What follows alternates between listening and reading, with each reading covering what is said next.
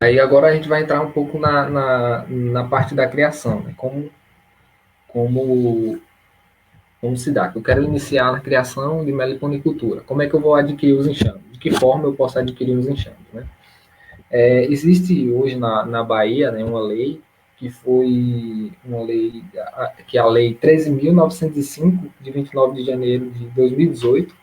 É uma lei recente e ela define, ela regulamenta, né, a criação de abelhas nativas sem ferrão no território da Bahia e, e ela ainda dá indicações de como a gente, as formas legais de como a gente pode adquirir enxames, né?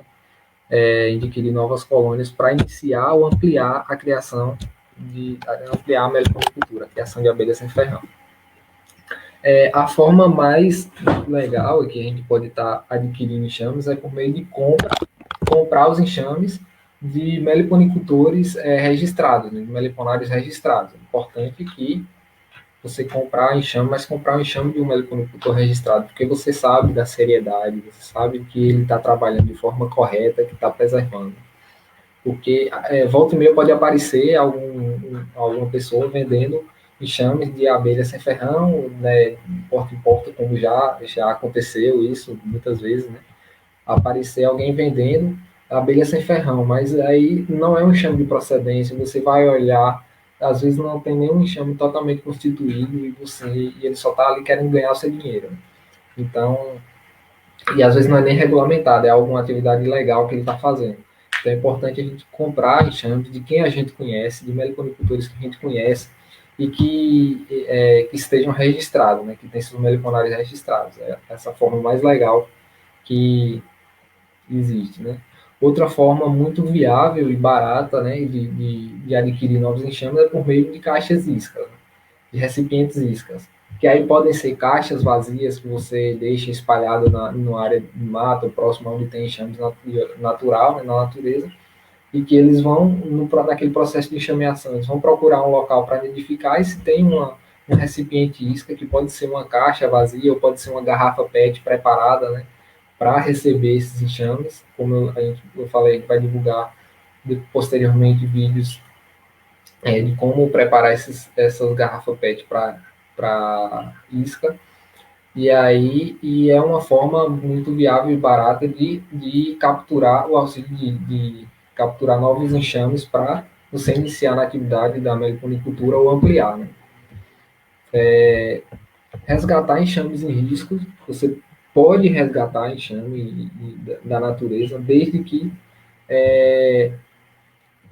esse enxame esteja correndo risco de morrida, esteja em risco. Então, se eu estou andando na roça aqui, vamos exemplificar, estou andando na roça e eu encontro numa árvore um enxame de mandaçaia.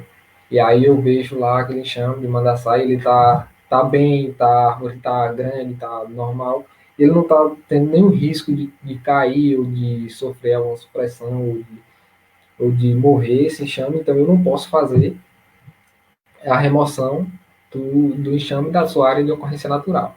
A não ser que seja uma área em que alguém vai desmatar para limpar, para construir uma casa ou para fazer alguma roça que ele tem autorização para fazer esse desmatamento, vai limpar e tem espécies tem colônias lá constituídas na área que vai ser desmatado, então ele vai estar em risco, né, então você pode fazer o resgate. Nesse sentido, você pode fazer o resgate, enxames que estejam em risco de morte.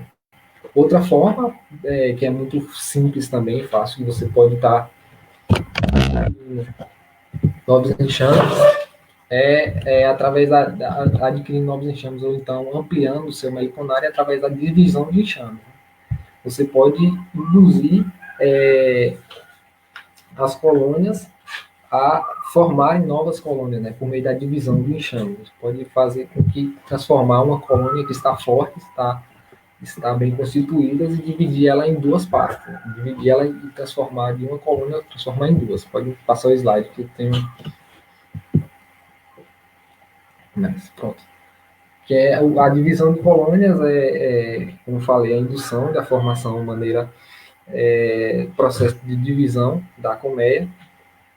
É um mecanismo importante para a conservação das abelhas sem ferrão, né? Porque você vai vai subsidiar o repovoamento da população de abelha sem ferrão em um local apenas pela divisão de uma colmeia para outra, né? Então, você, num local, numa área que eu tenho 2 colmeias de jataí, por exemplo, eu tenho 2 colmeias de jataí, mas elas já estão boas, eu posso transformar essas 2 colmeias em 4 colmeias, né? E aumentar a população de abelhas jataí aqui nesse entorno, né? Na área que eu estou criando por meio da divisão. Eu posso ampliar também o meu meliponário, né, sem precisar comprar novos enxames, sem precisar adquirir por meio de isca PET ou fazer a doação apenas pelos que eu tenho. Esse processo de divisão, existem algumas formas de fazer a divisão, né, algumas técnicas de dividir uma colônia de abelhas sem ferrão. O método mais muito utilizado ainda é o método de doação de favos, mas aí exige um pouco de cuidado. Onde você vai pegar, transferir alguns favos de cria da colônia mãe e colocar numa caixa vazia, que vai ser a colônia filha, né, a divisão, colocar numa caixa vazia. Né? Aí ele se dá basicamente por 3 processos. Né? Primeiro você transfere de favos de cria madura da colônia mãe para a caixa nova. Lembrando que a cria madura é aquele disco de cria mais claro, disco de cria mais claro que são abelhas que estão prestes a nascer e vão demorar menos tempo para nascer.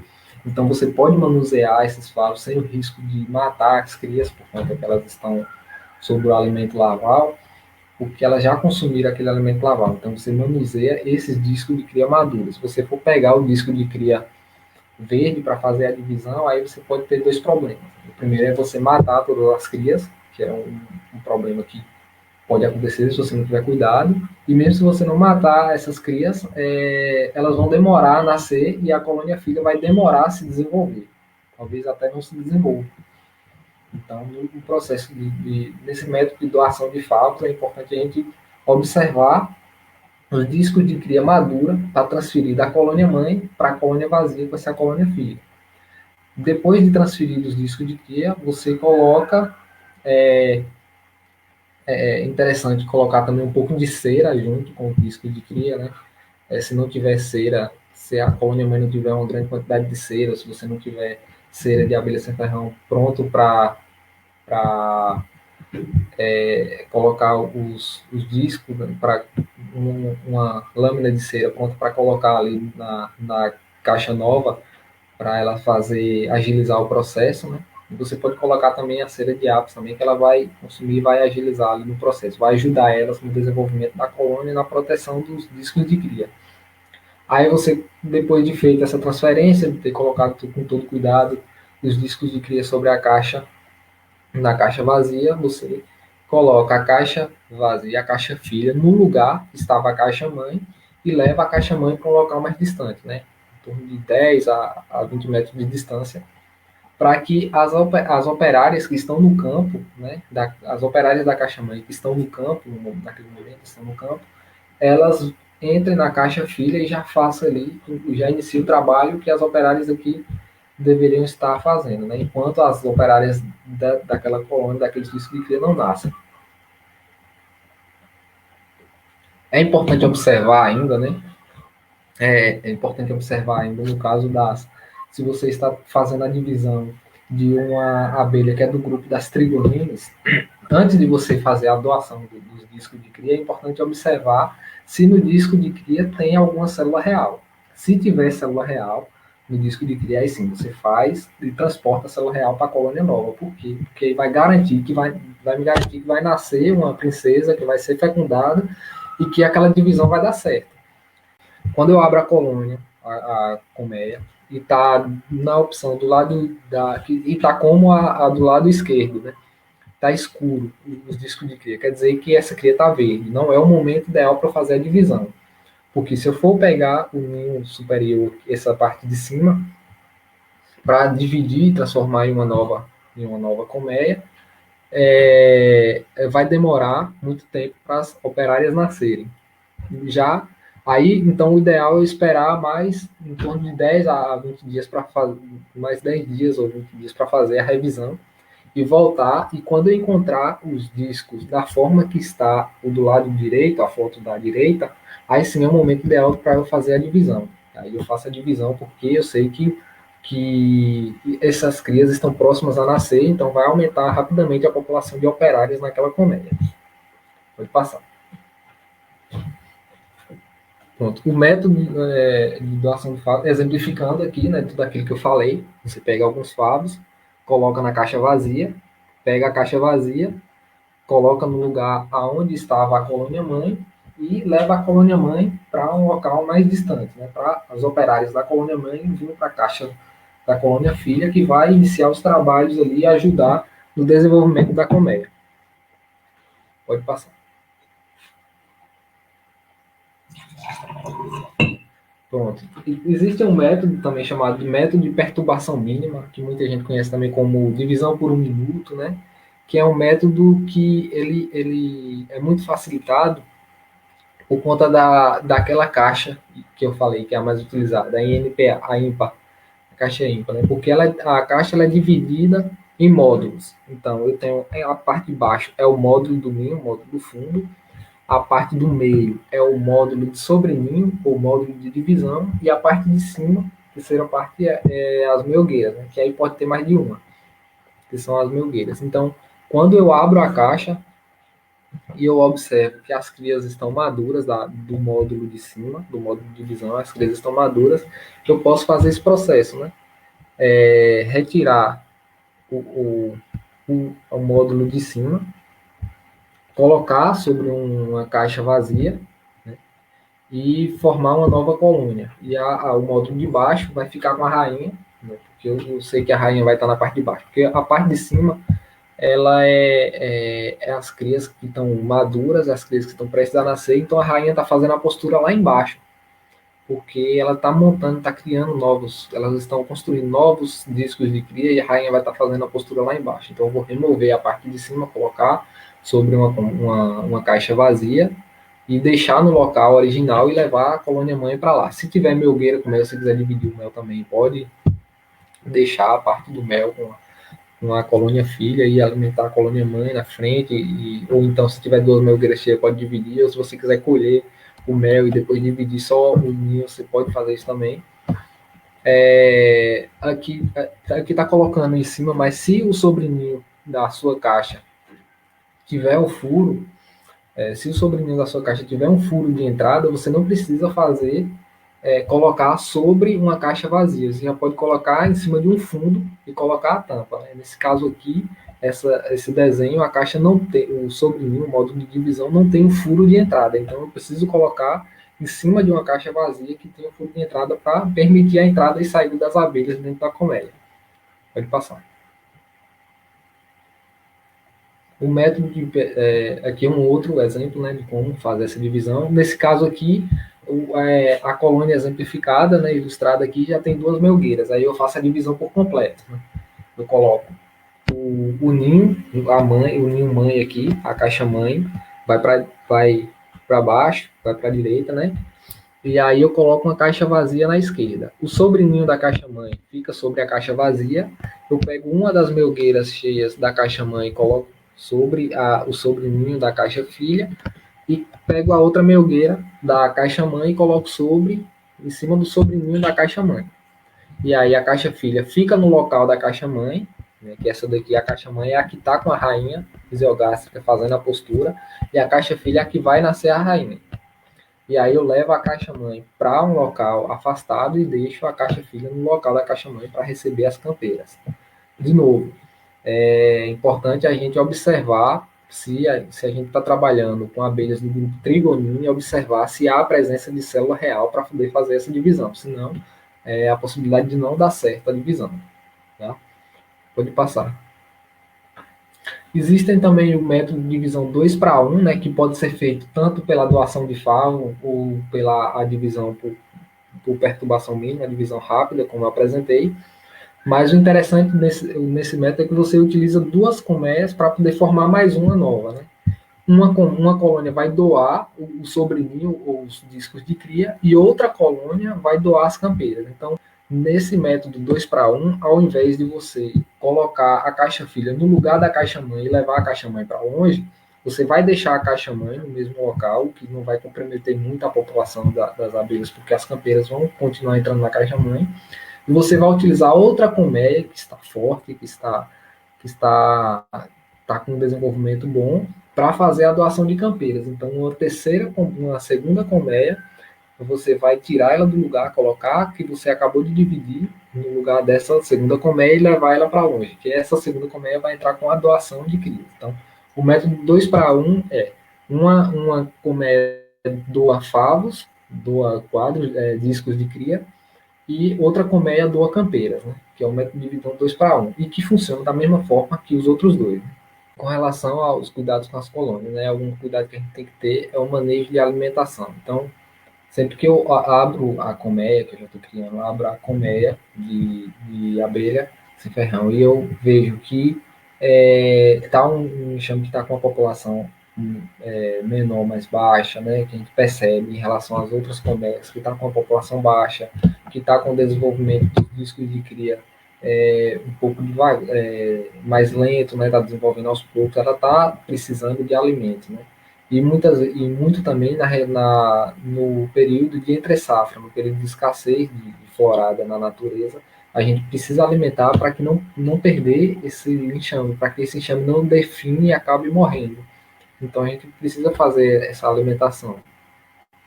Que a alimentação mais comum, né, mais utilizada, a gente utiliza bastante quando o enxame ele diminui essa atividade, é a alimentação energética, né, que a gente já conhece na agricultura, que é o fornecimento do xarope, que é feito de açúcar e água, né? E aí você pode fazer um xarope menos concentrado, um xarope mais concentrado para mais forte, mais concentrado. Geralmente a gente utiliza o xarope com uma parte de açúcar e uma parte de água, né? O xarope 1 para 1, então se eu encher um copo de açúcar, eu vou encher a mesma quantidade, esse mesmo copo de água, e vou misturar até diluir o açúcar na água. Posso aquecer também um pouco essa água aí para facilitar na diluição, e aí no momento que ele respira até a temperatura ambiente, eu posso fornecer para as colmeias, né?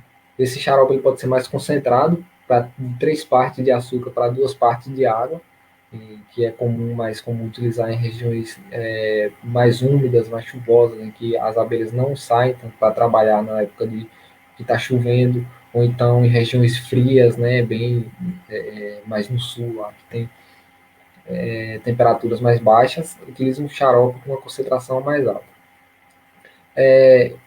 A gente observa o fornecimento do xarope aí, que pode ser feito na melgueira, colocando os copinhos e enchendo esse xarope. É importante colocar esses palitinhos aí dentro do copinho para as abelhas subirem por esse palitinho até acessar o alimento, para não correr o risco delas caírem no alimento e morrerem afogadas.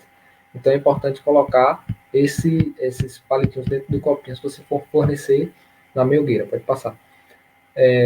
Se você fornece também, tem a opção de fornecer de modo coletivo, né? Você coloca o xarope em uma superfície, no caso esse aqui é um alimentador coletivo no lado da esquerda, um alimentador coletivo em que as abelhas vão sair, todas as abelhas vão sair da caixa e vão vir coletar o alimento aqui nesse único alimentador. E existem outros tipos de alimentadores também, como exemplo da foto da direita aí, que é um alimentador na entrada do ninho. Essa estrutura de madeira ela é colocada na entrada do ninho, tá vendo? Tem uma abelhinha saindo da entrada do ninho aí e logo na entrada do ninho tem uma abertura para colocar a garrafa que vai com o alimentador. Eu queria voltar a dois slides.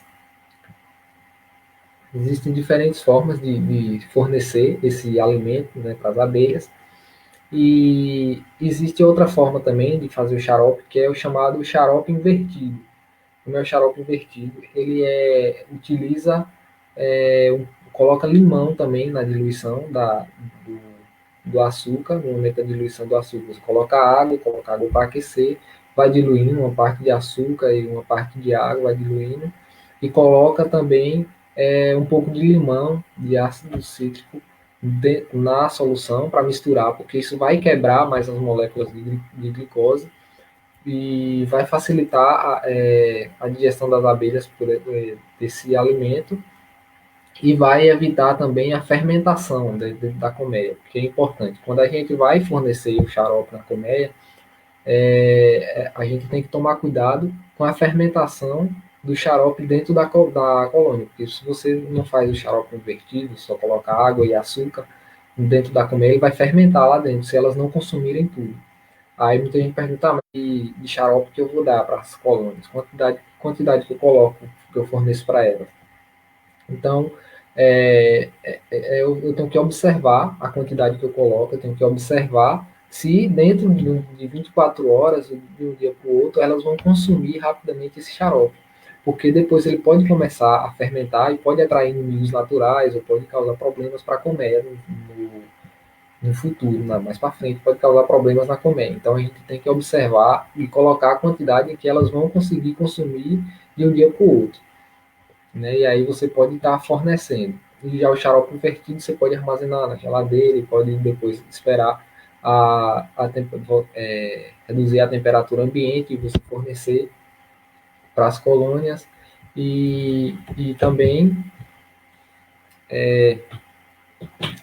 você pode deixar na colônia e mesmo que ela não consuma nenhum dia, esse xarope ele não vai fermentar tão rapidamente quanto o outro, já não vai fermentar. A alimentação proteica a gente oferece quando a reserva de pólen dela está muito pouco, né? E aí é preciso observar bem mais as colmeias para ver quanto a necessidade dessa alimentação proteica, né? No caso aqui eu coloquei a foto do bombom de pólen, né? Fabricando bombom de pólen.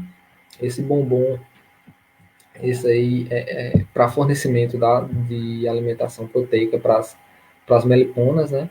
O processo de fazer o bombom de pólen é bem rápido, existem vários vídeos que ensinam como fazer, mas ele é simples e rápido. Você vai pegar uma receitinha básica, né, de 250 ml de mel, e aí pode ser mel de ápice mesmo, pode ser utilizar mel de ápice, 300 gramas de pó de pólen, cerca mais ou menos isso aí já vai ser suficiente para você misturar até chegar à consistência ideal, senão você pode adicionar um pouco mais de mel, adicionar um pouco mais de pó de pólen. O pó de pólen não é o pólen que a gente compra no potinho lá na prateleira do mercado, que a gente utiliza o pó, que pode ser o pó oriundo das unidades de beneficiamento de pólen, né, que produzem o pó de pólen como resíduo, ou então você pode pegar aquele pólen e triturar no liquidificador, peneirar e produzir esse pó de pólen. Né? Por quê? Porque isso aí vai facilitar na produção dessa massa aí, e vai dar uma consistência ideal do pó de pólen. E vai precisar de cera derretida também. Preferencialmente cera da abelha, da espécie que você vai fornecer. Isso aí promove uma aceitação melhor. Mas se não tiver, você pode utilizar cera de ápice também para a produção do bombom de pólen. E aí você mistura o mel junto com o pó de pólen, vai misturando com o auxílio de uma colher ou até mesmo com o auxílio da mão e vai misturar até ele chegar nesse ponto aí que a gente chama de ponto brigadeiro, certo? Então, até chegar nessa consistência que dá para você moldar em bolinhas, né? E aí, se você vai fornecer para abelhas trigonas, né, daquele grupo das trigonas, que são abelhas menores, então você faz umas bolinhas menores. Se você vai fornecer para as meliponas, são abelhas maiores, do grupo dos meliponídeos, você vai fazer uns bombons maiores, né? E aí você espeta pode ser um garfo adaptado com um palito de churrasco.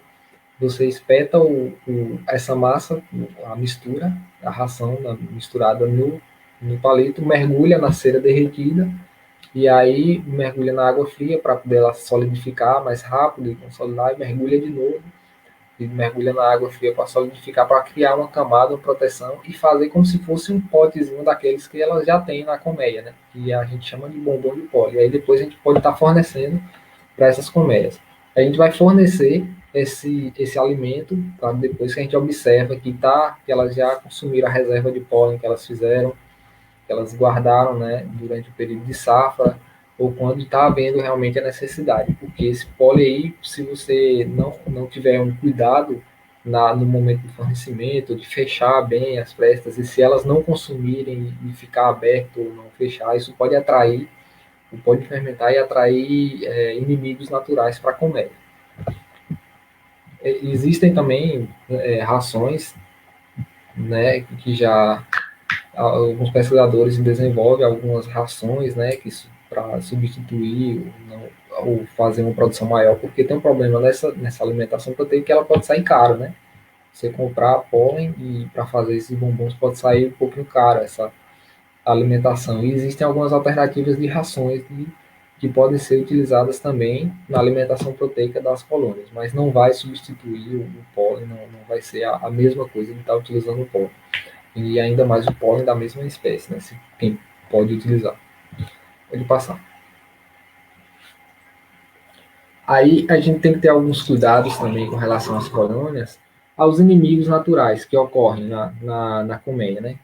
Um deles é o mais temido deles é o forídeo, que ele causa diversos problemas dentro da colmeia. Ele pode levar uma colmeia inteira à morte, né? Quando ele ocorre dentro de uma colmeia. E isso rapidamente. Se você não tiver uma frequência, uma observação frequência, se não fizer um manejo frequente nas colmeias e eles chegam a atacar a colônia de abelha sem ferrão, isso rapidamente eles podem ocasionar na morte daquela colônia. Eles são as moscas, as pequenas mosquinhas,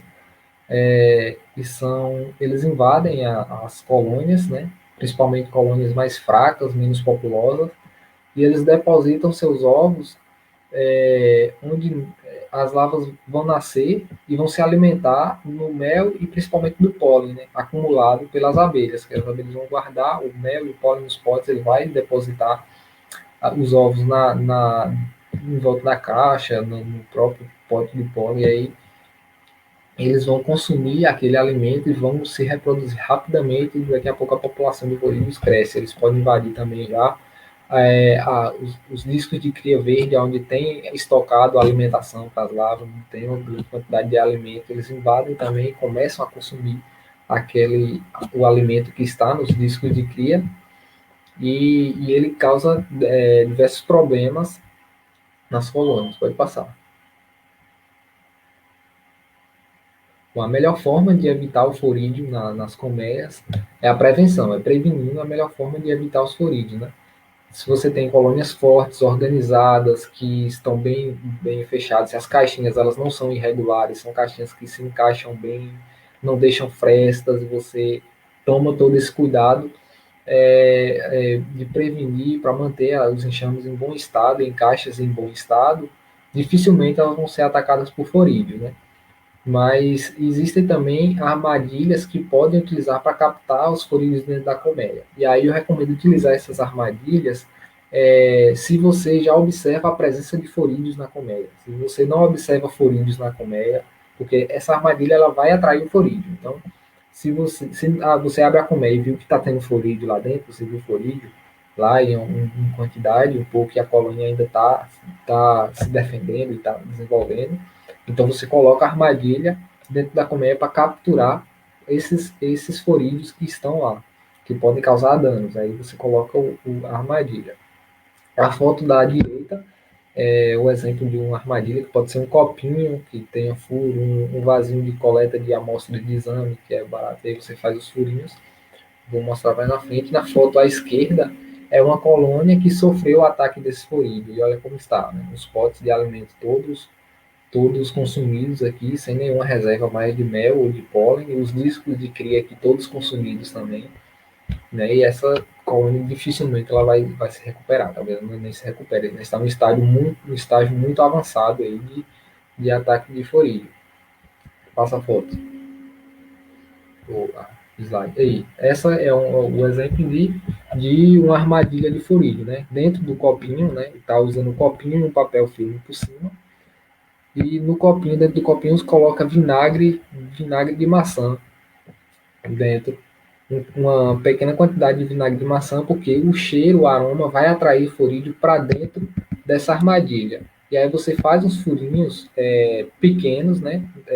Grande o bastante para o forídeo passar e pequeno o bastante para que as abelhas não consigam passar, porque assim como vai atrair o forídeo, vai atrair as abelhas também. E aí, constantemente, você abre e remove esses forídeos, como a imagem da esquerda está mostrando, os forídeos capturados na armadilha. Remove os forídeos e coloca mais um pouco, até que você não observa mais forídeos rondando dentro da colmeia.